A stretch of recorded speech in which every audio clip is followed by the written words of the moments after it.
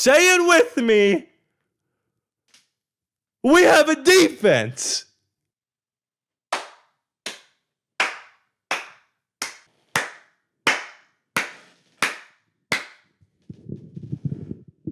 I feel conflicted.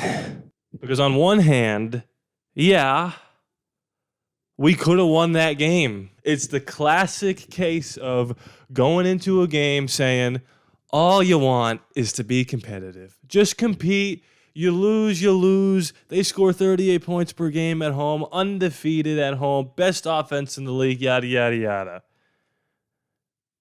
And then you're down 1 at halftime. And then you're down 7 with 2 minutes to go, have a chance to tie the game, go for 2, shock the world, sign Antonio Pierce on the spot. Aiden O'Connell is him. He's arrived. Devontae's happy. And we lose. Here's my take. And listen, Raider fans have a bunch of takes. There's always going to be those people that say, well, Aiden's not the guy. Fire Antonio Pierce.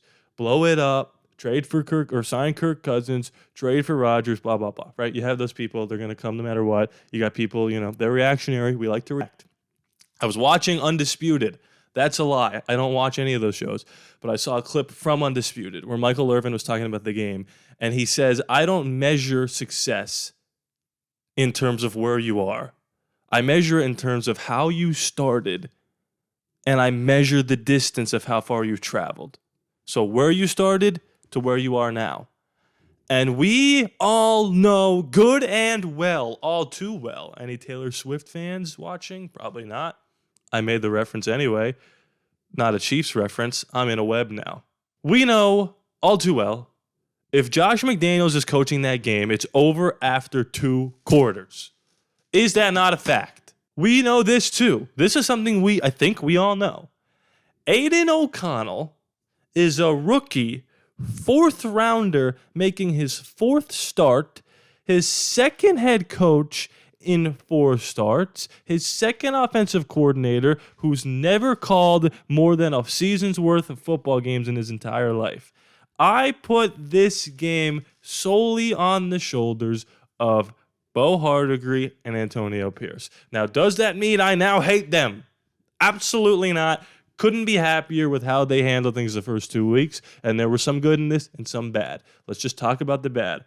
Bo, my guy, I've been praising you for 2 straight weeks, especially in that Jets game, where the Jets were stacking the box against Josh Jacobs. So what did you do? You found creative ways to get him the ball outside of the numbers, beyond the line of scrimmage, behind the line of scrimmage, I should say, to get him the ball as fake pass runs to get him going. And once he had the momentum, then he was able to bust through those stacked fronts. We never got Josh Jacobs going. And you need a good run game for any rookie quarterback, not named C.J. Stroud, to succeed in the National Football League. If Aiden O'Connell is dropping back 41 times against the Miami Dolphins, we're not going to win the game. I don't care if he was a 1st overall pick or if he was Brock Purdy. We need to establish the run by any means necessary with one of the best running backs in the league, and we failed to do that, which is why we could not score points, because they knew where Aiden was going to go with the football, because it got predictable, he got reactionary, wants to make a big play. That was his knock in college. Hero ball. Here's the thing. These reps for Aiden O'Connell are absolutely invaluable, not just to him, but to the current interim GM and coach, potential future regular GM and coach, to see, with all these games, can he improve upon the mistakes he's making and use the tools that he has right now in his arsenal to become the starter moving forward? We are not going to find that out playing the Chargers with McDaniels, who told him run the play no matter what, which is why he got sacked 9 times. The Giants and the Jets, who aren't very good, and the Dolphins, who are very good. We're not going to find that out in 4 games. Let's take the rest of the season. Let's take next week against Kansas City, a similar team to Miami. Miami probably has a slightly better defense and a slightly better offense, even though Kansas City beat them. It was in Germany. It was a crazy game. Let's see if Aiden O'Connell improves his game week to week. There are times where he's going to step back, times where he's going to leap forward. He did a lot of good things this week. He also did a lot of bad things. A lot of, hero ball type stuff that we didn't really need. If Trey Tucker catches that ball, drags his foot on 3rd and 17, we could be having a very different discussion. We have the ball in the red zone. A lot of rookie mistakes and rookie coaching mistakes plagued us, okay? The flea flicker on 3rd and 1, that's not the time to do that when you're struggling to get first downs. You got to run the ball there and run the ball again to guarantee yourself 3 more plays. Although Devontae was open, there was holding on the play, so we didn't even execute the flea flicker properly. Antonio Pierce, you got to kick that field goal. Ultimately, we didn't score the touchdown, whatever. But butterfly effect. You never know what happens if you do things a certain way.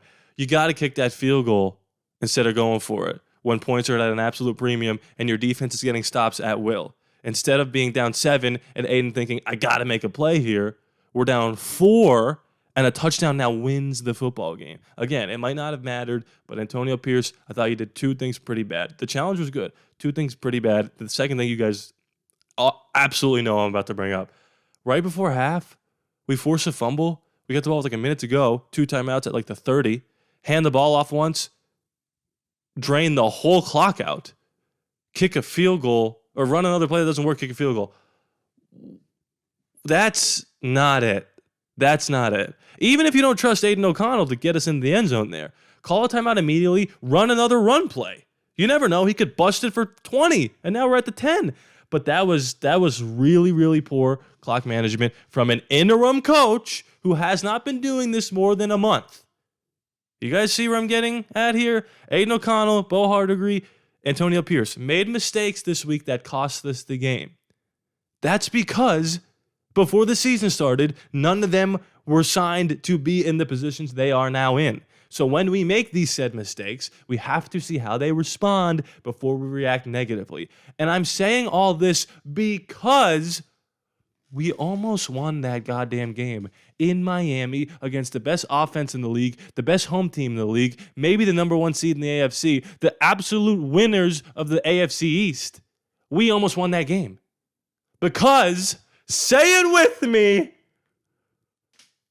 we have a defense. I can't believe how good this freaking defense is. You know, I can only think of Derek Carr in a time like this. You have to assume he had red zone on with his kids and his wife, watching all the games and thinking, what the hell is this Raiders defense?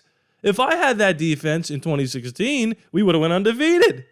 It's insane how good the defense is. Patrick Graham, I'm sorry I ever said a negative thing about you. You're an absolute stud. You're probably going to get friggin' head coaching interviews in a couple years. I wouldn't blame you if you left because you deserve a job. Antonio Pierce has got these guys absolutely playing for him. 3 turnovers forced, sacked at least once. Another time, Kuntz, 2 weeks in a row, Kuntz went right around that tackle, said, get away from me. It ended up being a defensive holding or something. But the penalties sucked too in the beginning. We kind of had a good drive going in the beginning. Penalties derailed us. Hasn't happened under Antonio Pierce. We'll fix that up. All that to say is, guys, okay, there's no moral victories. But I didn't absolutely hate the way that game went, especially being 14-point dogs. I mean, that line, what a joke. We could have been blown out easily.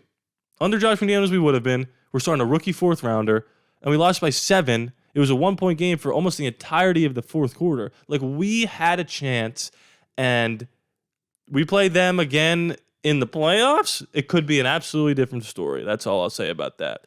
Let's see how Bo, Antonio, and Aiden respond after watching a week of film and talking to Devontae and Hunter Renfrow, who absolutely showed up this week. Michael Mayer showed up this week. Guys, we didn't have Colton Miller either. That's a huge part. That maybe stops a sack or 2. Everyone's entitled to their opinion. I would just say, don't be too reactionary. Most of the people are having a level head. I'm pretty happy with the direction this defense is going.